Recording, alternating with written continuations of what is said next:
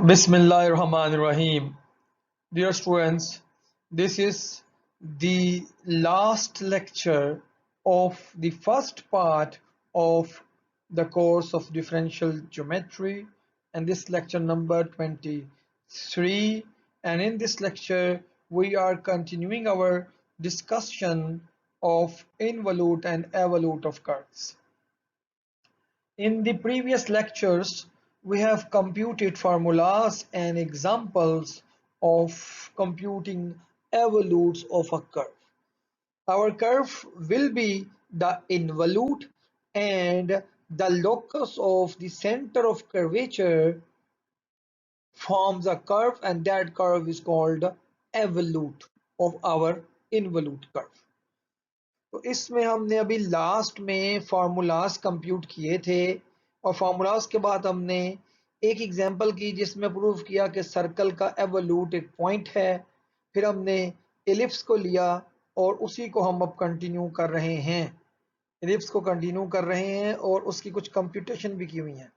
मैं यहाँ ये बात रिमाइंड करवाना चाहता हूँ कि ये हमारा इस पहले पार्ट का लास्ट लेक्चर है, और इसके बाद हमारी वो कोर्स आउटलाइन के मुताबिक थ्योरी ऑफ कर्व्स कंप्लीट हो जाएगी, और नेक्स्ट हम स्टार्ट करेंगे थ्योरी ऑफ सरफेसेस। ऑब्वियसली कि इसमें हमारे पास कुछ एनिमेशंस और इंटरनेट से डेटा की सहूलत मौजूद है, जिसकी वजह से हम अब बेहतर इमेजिनेशन पर फोकस कर सकते हैं क्लास की निस्बत। लिहाजा ये जो सरफेसेस का पार्ट होगा इसमें इमेजिनेशन ज्यादा है, तो ये पार्ट अब ऑनलाइन में हमारे पास ये पार्ट रिलेटिव टू क्लास बेहतर होगा, क्लास की निस्बत ये बेहतर पार्ट होगा। अब हम कंटिन्यू करते हैं आवर डिस्कशन जो प्रीवियस जारी रखी हुई थी हमने। तो हम यहाँ पर पहुंचेंगे कि हमारे पास x1 जो आएगा minus a over minus B square over a cos cube T, और y1 आएगा b minus a square over b sin cube T. अगर हम यहाँ से x1 को इक्वल टू कर दें, और यहाँ हम x1 keep in mind x1 हमारे पास ओके, हम इसको कंप्यूट करें तो, और इसमें से t को एलिमिनेट कर दें, यानी ये याद रखें कि sine square T plus cos square T हमारे पास 1 के इक्वल होगा, 1 के इक्वल होगा।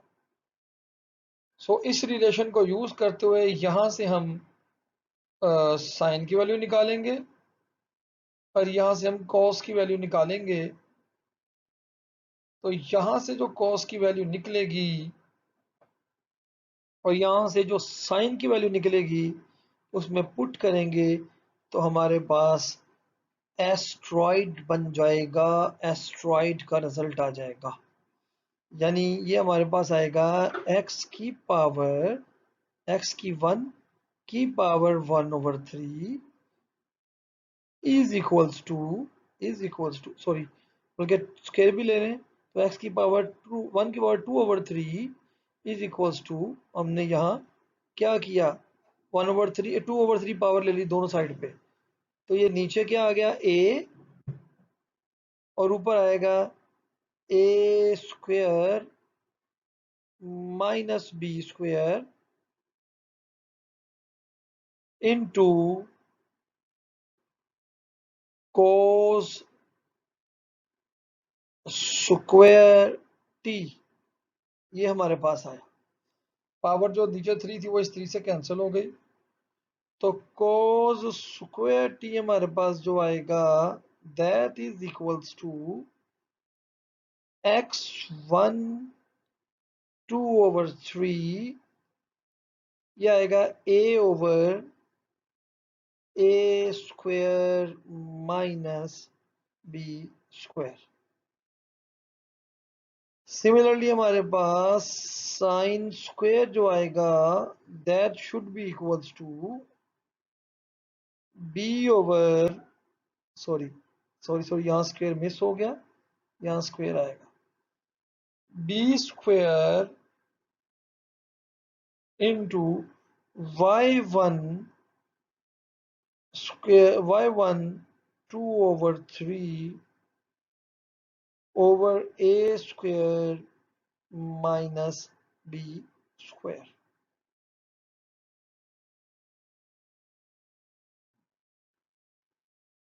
अब हम नेक्स्ट में दोबारा इसको कंटिन्यू करेंगे, नेक्स्ट लेक्चर में देखेंगे कि फाइनल रिजल्ट क्या आता है।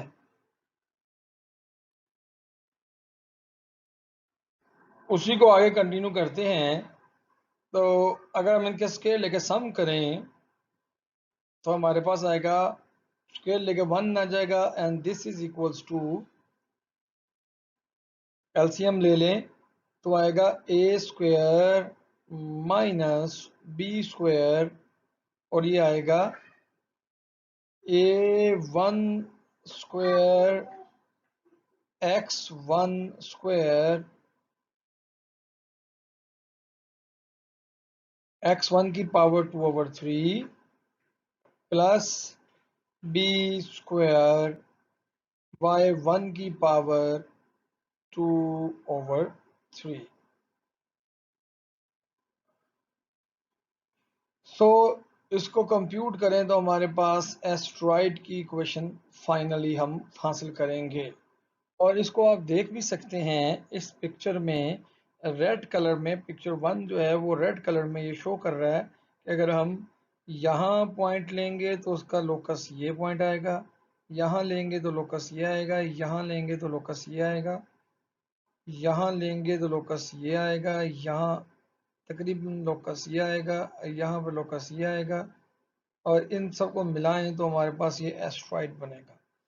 तो इस एनिमेशन में आपको वाजे भी है कि अगर हम ये पॉइंट एक पॉइंट पर मूव करवा रहे हैं तो ये पॉइंट हमारा जब मूव करता है तो ये हमारा सेंटर ऑफ कर्वेचर देखिए कहाँ कहाँ मूव कर रहा है। ये हमारा सेंटर ऑफ कर्वेचर है, ये वाला, ये देखें, ये अब ये इधर आया, अब ये इस तरफ आएगा सेंटर ऑफ कर्वेचर। और उसके मुताबिक हमने एक सर्कल ऑफ कर्वेचर भी शो किया हुआ है। इस पिक्चर में हम सर्कल ऑफ कर्वेचर भी शो कर रहे हैं और उसके साथ साथ हम सेंटर ऑफ कर्वेचर भी शो कर रहे हैं। एक रेड कलर हमारे कर्व के ऊपर मूव कर रहा है पॉइंट और दूसरा रेड पॉइंट जो है वो एस्ट्रॉइड फॉर्म कर रहा है। और आप देखें ये एस्ट्रॉइड है, दूसरा मूवमेंट है सेंटर ऑफ कर्वेचर की। और उसके साथ साथ हम ऑस्किलेटिंग सर्कल को भी देख रहे हैं कि वो क्या बन रहा है। तो हमने यहाँ ये प्रूफ कर दिया कि बेसिकली ये हमारे पास एक जो स्लाइड में हमारा जो locus of centre of curvature है वो एक एस्ट्रॉइड फॉर्म कर रहा है एलिप्स के केस में। सो इसमें हम अगली एग्जांपल को कंटिन्यू करते हैं। ये एग्जांपल की कंप्यूटेशन मैं आप पे छोड़ता हूँ। हमारे पास y इक्वल टू एक्स के एक पैराबोला है जिसकी पैरामीटराइजेशन x को अगर हम t लेट कर लें तो ऑटोमेटिकली y हमारे पास t स्क्वायर आ जाता है। ये इसकी पैरामीटराइजेशन, ये ब्लू कलर में पैराबोला है y equal to X square. और अगर हम देखें इसके एवोल्यूट को तो यहाँ पर इसका ये इस पॉइंट पर ये है, इस पॉइंट के लिए ये है, इस पॉइंट के लिए ये है सेंटर ऑफ कर्वेचर, इस पॉइंट के लिए ये है, इस पॉइंट के लिए ये है और इस पॉइंट में चूंकि ये आहिस्ता आहिस्ता एक स्ट्रेट लाइन की तरह हो रहा है तो ये कर्व के ऊपर आ रही है। सिमिलरली जैसा ये इधर है और एक कर्व ये बना रहा है लोकस, वैसा ये कर्व इधर बन रहा है।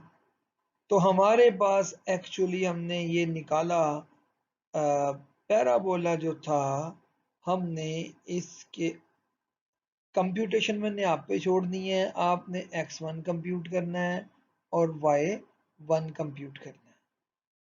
तो यहाँ से आपके पास डायरेक्ट आ गया कि पैराबोला जो है उसका एवोल्यूट या रेड कलर का एक कर्व था।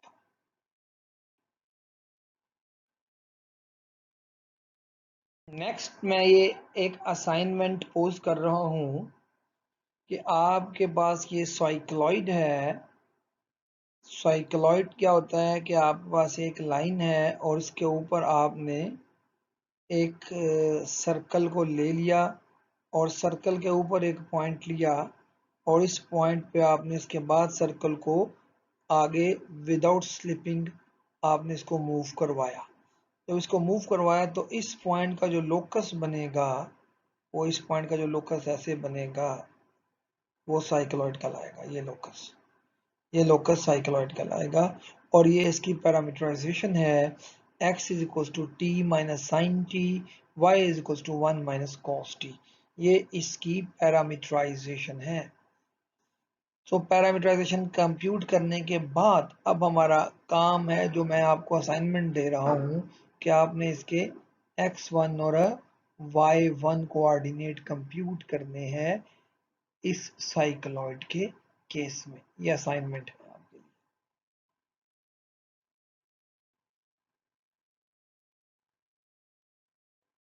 सो इसमें हम अगली नेक्स्ट एग्जांपल देखेंगे और प्रूफ करेंगे कि curve given by the equation x equals to r cos t plus t sin t or y equals to r sin t minus t cos t is the involute of the circle of radius r centered at the origin।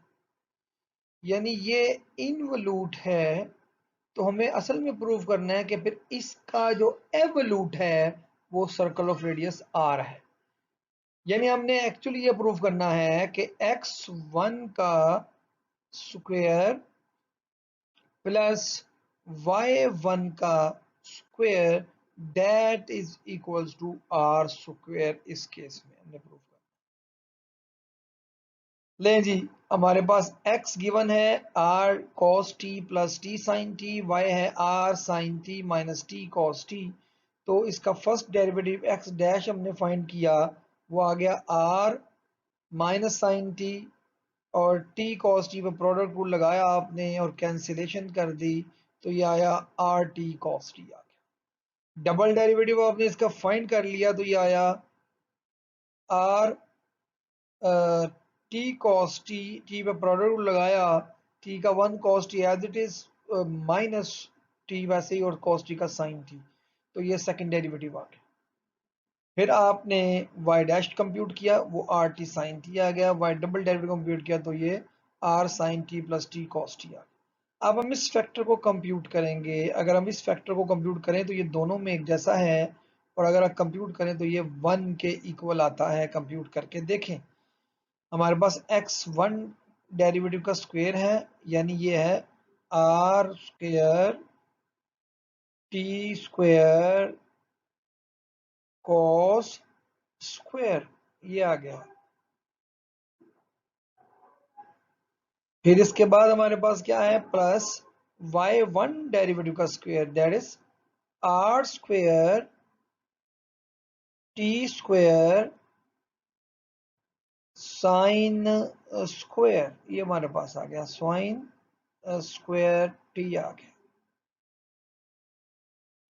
अब इसको हमने R square T square common ले लें तो sine square plus cos square 1 बनेगा, और नीचे से हमारे पास x डेरिवेटिव है, x डेरिवेटिव है आर टी कॉस टी, और फिर उसके बाद है हमारे पास y double derivative, y double derivative ये यहां पुट करें y डबल डेरिवेटिव, तो ये आएगा r r के साथ r स्क्वायर बन गया, इनटू इनटू क्या आएगा साइन टी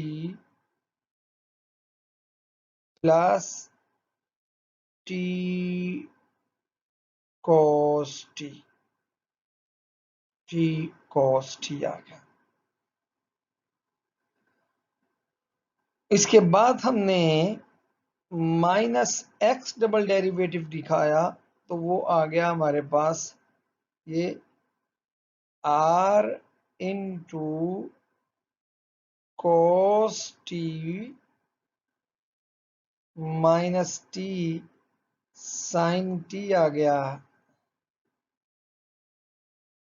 इनटू इसके साथ हमारे पास आ गया फर्स्ट डेरिवेटिव y डॉट, यानी कि आर स्क्वायर साथ टी आया, इंटू साइन टी आ गया, इंटू साइन टी आ गया। तो कंप्यूट करें अगर हम आर स्क्वायर टी कॉमन लेकर और कैलकुलेशन करें तो ये रिजल्ट हमारे पास 1 बन जाता है। इसी रिजल्ट को हम नेक्स्ट यूज करेंगे x1 और y1 के लिए।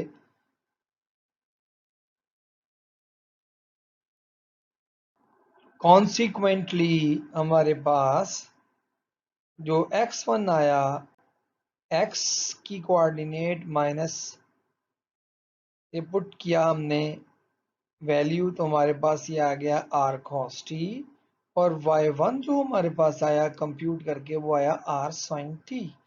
अगर हम इनके कोऑर्डिनेट के स्क्वायर का सम कर लें, यानी x1 का स्क्वायर प्लस y1 का स्क्वायर कर लें, तो that becomes equals to r square बना। तो ये देखें हमारे पास the involute of the, okay, next हमने नीचे ये हमने प्रूफ कर दिया कि ये एक सर्कल है, और इनफैक्ट हमने ये प्रूफ किया है इनवॉल्यूट। अब हम ये इसको ऑपोजिट देख रहे हैं कि इनवॉल्यूट ऑफ द सर्कल क्या होता है। ये सर्कल है और इस सर्कल का हमने इनवॉल्यूट देखना है, यानी हमने देखना है सर्कल किसका एवोल्यूट है। तो ये कर्व देखा, ये कर्व है, ये कर्व हमारा इनवॉल्यूट होगा, और इसके सेंटर ऑफ कर्वेचर को हमने यहाँ प्लेस किया, ये सेंटर ऑफ कर्वेचर है इसके, ये स्पाइरल का गिवन हमारे पास स्पाइरल था, तो ये हमारे पास एक सर्कल आ गया, यानी एवोल्यूट हमारे पास सर्कल आ गया। गिवन कर्व जो हमारे पास था वो एक स्पाइरल था जो हमारा इस क्वेश्चन में गिवन था। तो सो फार हमने यहाँ तक एग्जाम्पल्स देखी हैं कुछ कंप्यूट करने के लिए इनवॉल्यूट और एवोल्यूट को। अगेन मैंने बुनियाद बनाया था गिवन कर्व को इनवॉल्यूट रख के एवोल्यूट फाइंड करने को। मैं इसका ऑपोजिट भी चल सकता हूँ, और जब मैं ऑपोजिट चलूंगा तो हम रिवर्स फार्मूलाज इस्तेमाल करेंगे, जिसमें हम एवोल्यूट से इनवॉल्यूट की तरफ जाएंगे और उसके अंदर हमें इंटीग्रल इन्वॉल्व करने पड़ेंगे। इसमें हम डेरिवेटिव को यूज कर रहे हैं, डेरिवेटिव से हमने वैल्यूज कंप्यूट की हैं आपके सामने, और मोस्ट केसेस में मैं एनिमेशन से भी शो कर चुका हूं कि इनवॉल्यूट क्या है और एवोल्यूट क्या होता है। नेक्स्ट स्लाइड में मैं समराइज करना चाहता हूं अपने अब तक के सारे काम को। चला लो। सो फार इस कोर्स में अब तक हम कंप्लीट कर चुके हैं कर्व्स, उसका एनालिसिस और उससे रिलेटेड रिजल्ट्स और थ्योरम। कोशिश की गई है कि हम इस कोर्स को सेल्फ एक्सप्लेन्ड बनाएं। इसके लिए हमने कुछ एग्जांपल्स भी शामिल की हैं, कुछ रिलेटेड कॉन्सेप्ट्स भी शामिल किए हैं, और मेन आइडियाज जो है वो कर्व, चाहे वो प्लेन कर्व हो चाहे वो स्पेस कर्व हो, दोनों केसेस में जो मेन आइडिया था वो था इनवेरिएंट का फाइंड करना। सबसे पहला अहम जो कंक्लूजन है वो है कि जी प्लेन कर्व के लिए साइंड कर्वेचर अकेला इनवेरिएंट है, और स्पेस कर्व के लिए कर्वेचर और टोर्जन दोनों मिलके इनवेरिएंट हैं। इन इनवेरिएंट्स की मदद से हम कर्व्स को यूनिकली आइडेंटिफाई कर सकते हैं, और अगर एक से ज़्यादा कर्व होंगे तो प्लेन या स्पेस के अंदर डायरेक्ट आइसोमेट्रिक। यहाँ तक हमने कंप्यूट किया। फिर उसके बाद हमने कुछ स्पेशल कर्व्स को भी देखा, इनवॉल्यूट को भी देखा, एवोल्यूट को भी देखा है अब तक के। और अब हम ये बताना चाहते हैं कर्व्स जो हैं वो बेसिकली वन डायमेंशनल ऑब्जेक्ट्स हैं, और अब हम इनकी जनरलाइजेशन देखेंगे या इनसे बड़े ऑब्जेक्ट्स को देखेंगे जो कि सरफेसेस कहलाती हैं, और ये 2 डायमेंशनल ऑब्जेक्ट्स होंगे। अगर एक बिग पिक्चर में देखें तो हम मैनीफोल्ड्स को स्टडी कर रहे हैं। कर्व्स या रेगुलर कर्व्स जो हैं वो हमारे मैनीफोल्ड्स ऑफ डायमेंशन 1 है, सरफेसेस जो हैं वो हमारी मैनीफोल्ड्स ऑफ डायमेंशन 2 है। हमारा आइडिया होगा नेक्स्ट लेक्चर में हम इन 2 डायमेंशनल ऑब्जेक्ट्स का की फॉर्मल स्टडी को स्टार्ट करें। सरफेसेस को हम फॉर्मली नेक्स्ट स्टार्ट करेंगे। यहाँ हमारे इस फर्स्ट पार्ट का इख्तिताम होता है। Thank you.